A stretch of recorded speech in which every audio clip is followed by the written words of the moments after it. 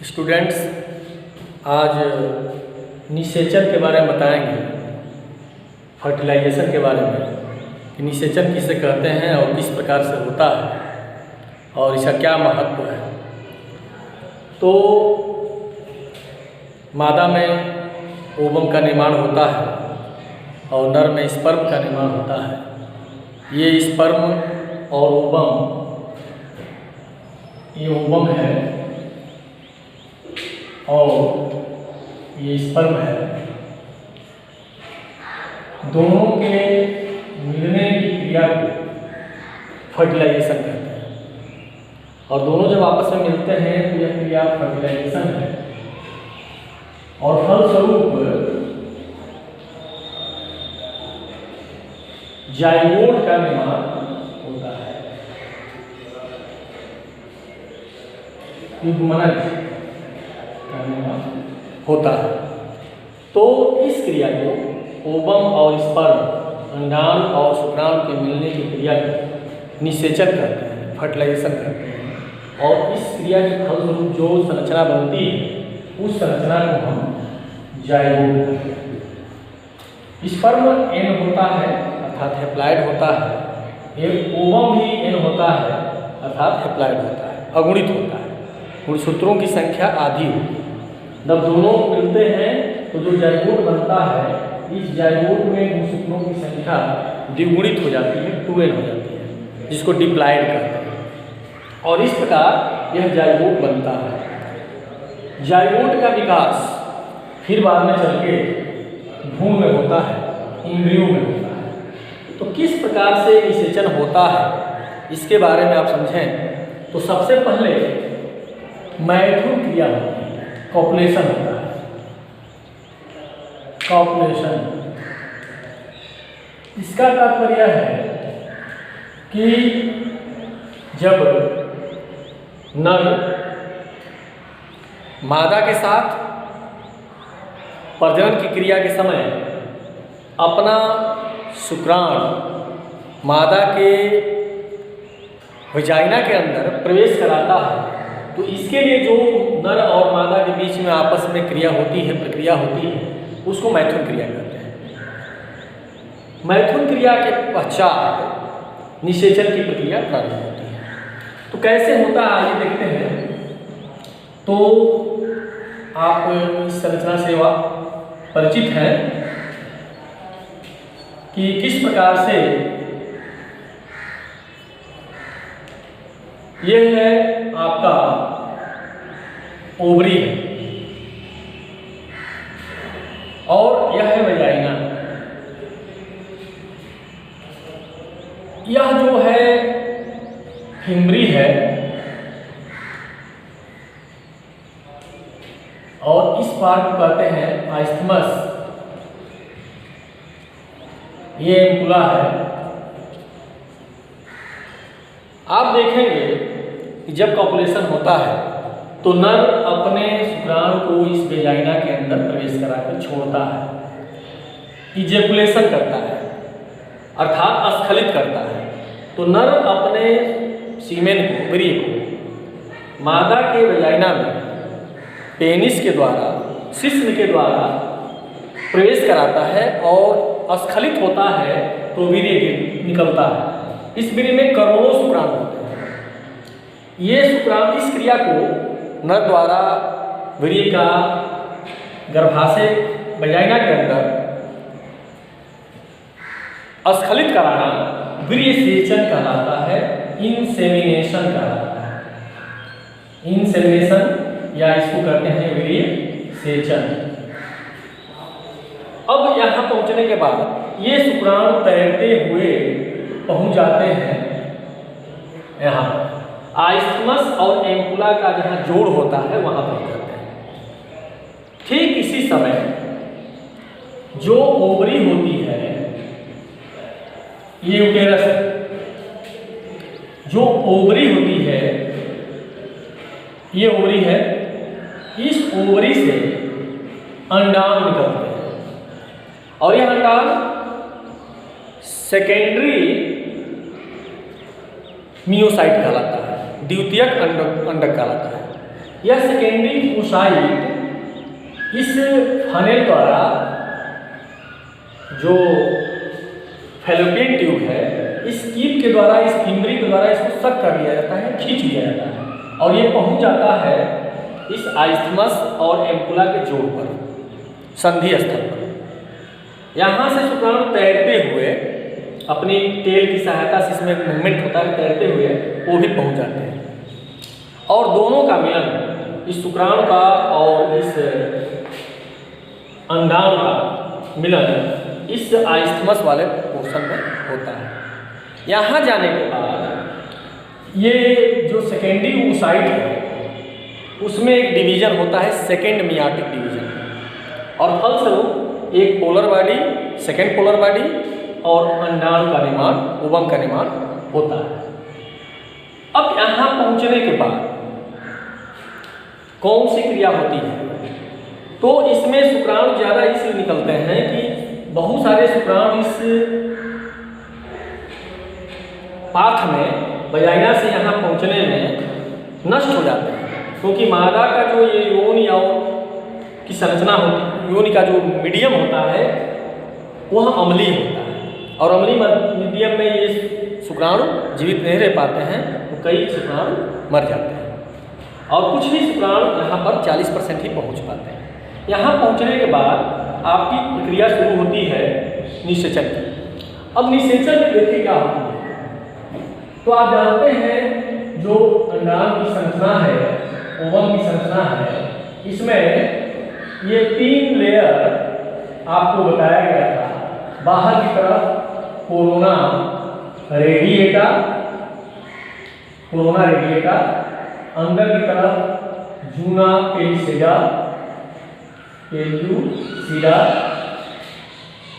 और ये अंदर की तरफ विटेलाइन मेम्ब्रेन। जब शुक्राणु यहाँ पहुँचता है अंडाणु के पास तो होता क्या है? इस शुक्राणु के अग्रभाग को, जिसको कि एक्रोसोम कहते हैं,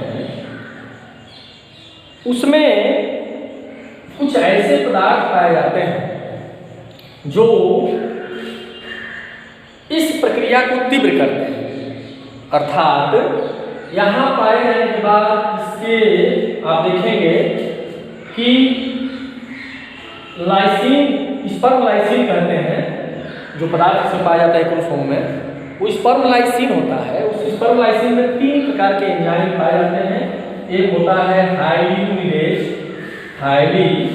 यूनिडेज ये एंजाइम है। एक एंजाइम है corona penetrating enzyme, corona penetrating enzyme, और एक होता है एक्रोसिन। ये तीनों एंजाइम स्पर्म लाइसिन कहलाते हैं। हाइड्रोलिनेज एंजाइम इस कोरोना रेडिएटा जो बाहर वाली लेयर है उसको गला देता है, तोड़ देता है, और कोरोना पेनिट्रेटिंग एंजाइम भी इसको तोड़ने में मदद करता है। जब ये बाहर की दीवार टूट जाती है कोरोना रेडिएटा की, तो यह स्पर्म और आगे बढ़ता है, और जो ये मेम्ब्रेन है जूना पेलिसिडा, इस जूना पेलिसिडा को तोड़ने के लिए, इसको हटाने के लिए एक्रोसिन काम करता है, और यह एक्रोसिन इसको भी तोड़ देता है, और इस प्रकार से जो ये केंद्रक है ओवम का, उस केंद्रक तक पहुंच जाता है। अब जो ये शुक्राणु होते हैं, ये शुक्राणु नीचे से ऊपर यहाँ तक पहुँचने में काफ़ी तैर कर जाना पड़ता है, चल कर जाना पड़ता है। तो इसमें निषेचन के बाद इसकी क्षमता में वृद्धि होती है। ये सक्रिय किए जाते हैं पहले, और शुक्राणुओं को सक्रिय करने की प्रक्रिया को कैपेसिटेशन कहते हैं। कैपेसिटेशन यानी उसकी कैपेसिटी बढ़ाई जाती है, और ये सक्रिय होकर इसकी कैपेसिटी बढ़ जाती है, ये तैरते हुए यहाँ पहुँच जाते हैं। यहाँ पहुँचने के बाद आप देख रहे हैं कि ये क्रोमोसोम से एंजाइम निकल रहे हैं, स्पर्म लाइसिन, और ये एंजाइम किस प्रकार से ये दोनों कोरोना रेडिएटा को और एक्रोसिन पेलिसिडा को तोड़ देता है। तोड़ने के बाद जब इसका स्पर्म का अगला भाग फट जाता है, तो तो केवल इसका केंद्रक बन जाता है, स्पर्म का अन्य भाग बाहर रह जाता है। और केंद्रक जब यहाँ पहुंच जाएगा तो स्पर्म का केंद्रक और ओवम का केंद्रक दोनों मिल जाते हैं और इस क्रिया को ही निषेचन कहते हैं। और यह कहाँ पर निषेचन क्रिया होती है? तो आइस्थमस और एकुला के संधि स्थल पर निषेचन क्रिया होती है। अब निषेचन के पश्चात जाइगोट बन गया, तो आप देखें तो ये जाइगोट बन गया तो फिर क्या होता है? अब यह जाइगोट बनने के बाद इसका विकास होता है और इसको कहते हैं क्लीवेज या प्राथमिक विदलन कह सकते हैं। प्राथमिक क्लीवेज, प्राथमिक विभाजन या विदलन कहते हैं इसको, प्राथमिक विदलन, प्राइमरी क्लीवेज, प्राइमरी क्लीवेज। क्या है प्राइमरी क्लीवेज? प्राथमिक विदलन क्या है? तो जो जाइगोट बन गया, अब यह जाइगोट यहाँ पर इसका विकास शुरू हो जाता है और इसमें विभाजन शुरू होता है। उसके पहले हम देख लेते हैं कि निषेचन का महत्व क्या है। देखिए, निषेचन होने के बाद 2-3 क्रियाएं होती हैं। पहला क्रिया ये होती है कि निषेचन के पश्चात जाइगोट का निर्माण होता है जो द्विगुणित होता है। दूसरा महत्व है कि निषेचन के पश्चात मादा के ये जो यूटेरस है उसमें काफ़ी परिवर्तन होता है और इसकी जो अंदर की दीवार है वो और मजबूत हो जाती है और वृद्धि कर जाती है इस गर्भ धारण के लिए। और तीसरा महत्वपूर्ण यह भी है कि निषेचन के पश्चात जो जाइगोट है उस जाइगोट में विभाजन की प्रक्रिया आगे शुरू हो जाती है। तो निषेचन के फलस्वरूप ये जो बना जाइगोट, इस जाइगोट में विभाजन, प्राथमिक विभाजन शुरू होता है। युग्मज में प्राथमिक विभाजन शुरू होता है। यह जाइगोट 2 कोशिकाओं में बढ़ता है, फिर 4 कोशिकाओं में बढ़ेगा, फिर 8 कोशिकाओं में बढ़ेगा और इस प्रकार से एक गोलाकार 8 से 16 कोशिकाओं युक्त गेंदनुमा संरचना बनती है जिसको कहते हैं मारुला। यह मारुला है और यह स्टेज मारुला स्टेज कहलाता है। तो जाइगोट में जो ये विभाजन होता है इसको होलोब्लास्टिक क्लीवेज कहते हैं, होलोब्लास्टिक विदलन कहते हैं, क्योंकि यह जो विभाजन होता है पूरे कोशिका के व्यास में होता है और समान होता है, इसलिए इसको कौन सा विभाजन कहेंगे? होलोब्लास्टिक, होलोब्लास्टिक क्लीवेज, समविदलन, समान विदलन। और एक प्रकार से 2 कोशिकाएं, 4 कोशिकाएं, 8 कोशिकाएं और 16 कोशिकाओं युक्त गेंदनुमा संरचना मारुला स्टेज कहलाता है। अब इस स्टेज में यह मारुला स्टेज जब हो जाता है 8 से 16 कोशिकाओं युक्त होता है ये, तो यह पहुंचता है यहाँ से आइस्थमस और एकुला से होते हुए पहुंच जाता है, आता है इस गर्भाशय में। और इस गर्भाशय में आने के बाद जब यहाँ आ जाता है तो इसका इस गर्भाशय की दीवार जो इंडोमेट्रियम कहलाती है इसमें इसका रोपण होता है, इंडोमेट्रियम में इसका रोपण होता है और इस क्रिया को कहते हैं इम्प्लांटेशन, इम्प्लांटेशन, अंतरोपण, अंतरोपण। अंतरोपण क्या है? मतलब कि यह जो मारुला स्टेज है, तो मारुला स्टेज के बाद आप देखेंगे कि इस मारुला में पुनः विभाजन होगा और कुछ कोशिकाएं ऊपर की तरफ एक लेयर में एकत्रित हो जाएंगी चारों तरफ और कुछ कोशिकाएं इसमें से अंदर की तरफ एक समूह में एकत्रित हो जाएंगी। बाहर वाली कोशिकाओं को ट्रोफोब्लास्टिक सेल कहते हैं, ट्रोफोब्लास्टिक सेल और अंदर वाली कोशिकाओं को इनर मास सेल कहते हैं, इनर मास सेल। और इनके बीच में जो एक कैविटी बन जाती है इसको कहते हैं ब्लास्टोसील। और यह जो अवस्था है इसको कहते हैं ब्लास्टुला स्टेज, ब्लास्टुला स्टेज। तो इस प्रकार आप देखें एक जाइगोट कोशिका में विभाजन से एक गेंदनुमा संरचना मारुला स्टेज बना। ये जो कोशिकाएं इसमें बनती हैं उसको ब्लास्टोमियर कहते हैं। और ये मारुला स्टेज में कोशिकाएं कुछ किनारे एकत्रित हुई बाहर की तरफ चपटी, जिसको हम कहते हैं ट्रोफोब्लास्टिक सेल, और कुछ अंदर इन कोशिकाओं का समूह बनता है जिसको कहते हैं इनर मास सेल, और एक बीच में कैविटी बन जाती है जिसको कहते हैं ब्लास्टोसील। और पूरी अवस्था को कहते हैं ब्लास्टुला स्टेज, और इस संरचना को कहते हैं ब्लास्टुला। अब यह ब्लास्टुला इस जो अंदर की इंडोमेट्रियम झिल्ली है, अंदर की लेयर गर्भाशय की यूटेरस की, इसमें इम्प्लांट होता है। इसके संपर्क में आने पर इसका जो ट्रोफोब्लास्ट सेल है वो ट्रोफोब्लास्टिक सेल इसकी दीवार को तोड़ती है और फिर यह धीरे से इसके अंदर, इस लेयर के अंदर इसका इम्प्लांटेशन हो जाता है। तो यूटेरस के आंतरिक झिल्ली इंडोमेट्रियम में इस ब्लास्टुला अवस्था का रोपण, इसके अंदर प्रवेश करना इम्प्लांटेशन या अंतरोपण कहलाता है। और अंतरोपण हो जाने के बाद इसी को कहते हैं गर्भधारण। यह सगर्भता स्थिति है, गर्भधारण की स्थिति है। तो इस प्रकार से मैथुन क्रिया होता है, किस प्रकार से निषेचन होता है, और किस प्रकार से निषेचन के पश्चात जाइगोट से ये ब्लास्टुला बनता है, और फिर ब्लास्टुला का किस तरह से अंतरोपण होता है, इसको हमने आपको बताया। एक चीज और देख लेते हैं कि जो लिंग निर्धारण होता है मनुष्य में वो किस प्रकार से होता है। तो आप देखें सेक्स डिटरमिनेशन, आप पाएंगे कि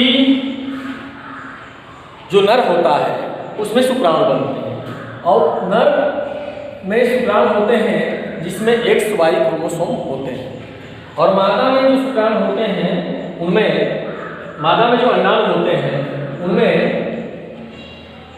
XX क्रोमोसोम होते हैं। आप जानते हैं कि मनुष्य में 46 गुणसूत्र होते हैं। इन 46 गुणसूत्र में जो 22 जोड़ी यानी 44 गुणसूत्र होते हैं वो एक प्रकार के होते हैं जिन्हें हम ऑटोसोम कहते हैं, ऑटोसोम। और जो एक जोड़ी अर्थात 2 क्रोमोसोम होते हैं उनको सेक्स क्रोमोसोम कहते हैं, लिंग गुणसूत्र कहते हैं। इन लिंग गुणसूत्र में जो एक जोड़ी होते हैं, 2 प्रकार के गुणसूत्र होते हैं, एक X होता है और एक Y होता है। X गुणसूत्र बड़ा होता है, Y गुणसूत्र छोटा होता है। मादा में केवल X गुणसूत्र होते हैं, जोड़े में XX, और नर में XY गुणसूत्र होते हैं। जब युग्मक निर्माण होता है तो युग्मक निर्माण के समय जो स्पर्म बनते हैं वो 2 बनेंगे, इसमें एक X बनेगा, एक Y बनेगा। ये जेनेटिक सेल है, जर्म सेल, जनन कोशिका है। जनन कोशिका में जब विभाजन होगा तो इसमें X और इसमें Y क्रोमोसोम बनेंगे, मियासिस डिवीजन होगा, और इसमें जो बनेंगे 2 अंडे बनेंगे, एक X और दूसरा भी X। अब इसमें जो यह X है इससे X क्रिया करेगा और इससे भी एक क्रिया करेगा। इस X से इस मादा का दोनों का ये क्रोमोसोम इन दोनों ओवम से क्रिया करेगा। यह जो Y है इससे ये दोनों जुड़ेंगे। तो इस प्रकार आप देखें तो केवल इस तरह की संरचना बनती है। अर्थात जो नर का अगर X क्रोमोसोम है स्पर्म, तो अगर मादा के X वाले से मिलता है तो XX ये गर्ल होगी, और यदि नर का X क्रोमोसोम और मादा के दूसरे X क्रोमोसोम से मिलता है तो ये भी गर्ल। लेकिन यदि नर का वाई क्रोमोसोम युक्त जो शुक्राणु है इसके X से मिलेगा तो XY और X से मिलेगा तो XY, ये बॉयज होंगे। इस प्रकार आप देखते हैं कि मादा में केवल XX प्रकार के ओवम ही बनते हैं और नर में XY दोनों प्रकार के शुक्राणु बनते हैं। तो अब इस अंडाणु से कौन सा शुक्राणु मिलेगा यह नर पर डिपेंड करता है, और इस पर डिपेंड करता है कि X मिलता है तो लड़का और Y क्रोमोसोम लड़की और Y क्रोमोसोम मिलता है अंडाणु से तो लड़का होता है। अर्थात आप कह सकते हैं कि लड़के या लड़की के लिए उत्तरदायी कौन होता है? नर होता है, लड़का होता है, क्योंकि उसमें X और Y दो प्रकार के क्रोमोसोम होते हैं जबकि मादा में केवल ओवम एक ही प्रकार के होते हैं। और दूसरी बात ये भी है कि प्रकृति में लगभग 50-50% लड़के और लड़की के बनने के चांसेस होते हैं। अब थोड़ा बहुत आप जो अंतर देखते हैं वो सामाजिक कारण है या कुछ नेचुरल कारण है जिसकी वजह से थोड़ा नर और मादा में अंतर हो सकता है। तो इस प्रकार से किस प्रकार से नर में मनुष्य में लिंग का निर्धारण होता है आप समझ गए होंगे। आगे अगले टॉपिक में बताएंगे।